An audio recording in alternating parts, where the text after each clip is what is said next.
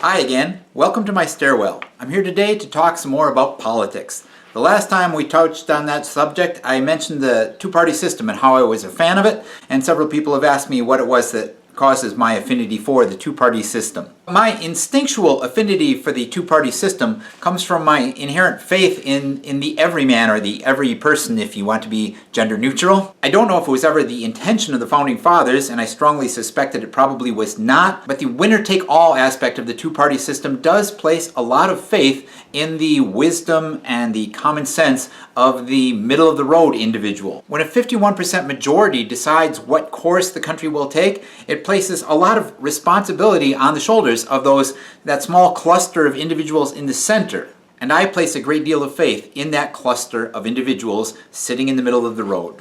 If you look at a smaller body, like our Supreme Court, for instance, you realize quickly that it's not the Alitos or the Kagans that matter most, or that are most important decisively, but it's the Anthony Kennedys, the one in the middle, that makes the most important decisions. In the two-party system, it's the Anthony Kennedys in the general population that make the most decisions about what direction the country will head in, and I'm more or less happy with that most of the time.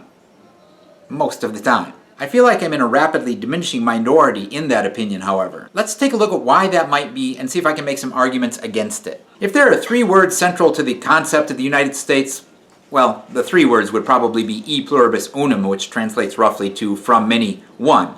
But if there were 3 other words that are important to the concept of the United States, they would probably be we the people. At one time, and in certain circles, the notion that we are not just a nation of competing individuals, but one unified collective society as a whole was terribly, terribly important. Today, however, many of us reject that notion and resent the implications that come with it. We want our nation to be not a melting pot so much as a salad bowl. We want to be respected for our individual differences more than our commonalities. Individuality is central to our self-image. We want to be our own unique individual selves and respected as such, just like everybody else. This is fine as far as it goes, but today many people want to take it further and further. We want to be ourselves, and while we don't expect everyone, or possibly even anyone else, to feel the same way we do, we want to be secure in our feeling that we are right.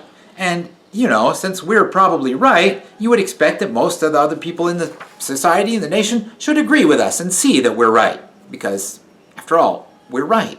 We're not good at losing anymore. We want to get our way, and when we don't get it, we think there must be something wrong with the system. The middle of the road, that's too conservative, or it's too liberal. And either way, the waters are too muddied there. We like things in our little circle, where we can see things clearly and we understand them, and we are confident in the fact that we're, again, right. We like to be where things make sense to us. In a two-party system, however, we too frequently have to accept that we don't always get what we want. We need to appeal to the center and move that cluster of individuals who are stuck there, stubbornly refusing to see that we're right, closer to us, to see and understand our point of view. Inevitably, they move slowly and tentatively. And sometimes they move in entirely the wrong direction.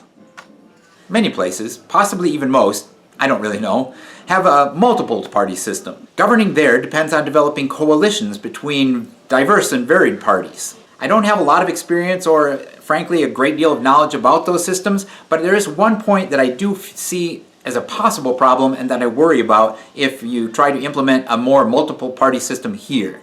That is this. Politics always creates strange bedfellows, but in a multi-party system, that just allows that phenomenon to become that much more complicated and problematic. When you can take minority pools on diverse issues, single-issue voters, single-issue constituencies who only care really strongly about one topic, one idea, one issue, and they are not as concerned about others, and you can pool those together, you get some very strange combinations that lead to some very strange results. Groups that favor the right to life position, or unfettered access to guns, or groups that want to legalize any and all drugs for recreational purposes or anything, you start putting those together, and they might not agree on their individual issues, but they might not care about the other issues so much, and so they can form coalitions that simply say government is the enemy. Once they've decided that government is the enemy, then they just attack government, and soon you don't get anything done. Coalitions built across lines where you lend your support in return for the support of others on issues you don't care about might help you win out more in issues that are important to you and cost you only in issues you don't care about. as much, but I worry that every person in the middle, they may lose out overall. And as I said earlier, I place a great deal of faith in that every person in the middle, the fence sitter in the middle of the road. Now there's two metaphors that don't work well together because they don't really build fences down the middle of the road, but you know what I mean! Compromising and a system that depends on me reaching out to that person in the middle and building that 51% majority, even when it means I don't always get what I want, still seems to me that for the whole group as a whole, in the long run, may work best. Even when I see those people in the middle stuck and I understand that I have to work harder to get them to understand my point of view to try to get them to move my way. One other knock I frequently hear leveled against the two-party system is that there is no significant difference between the two parties.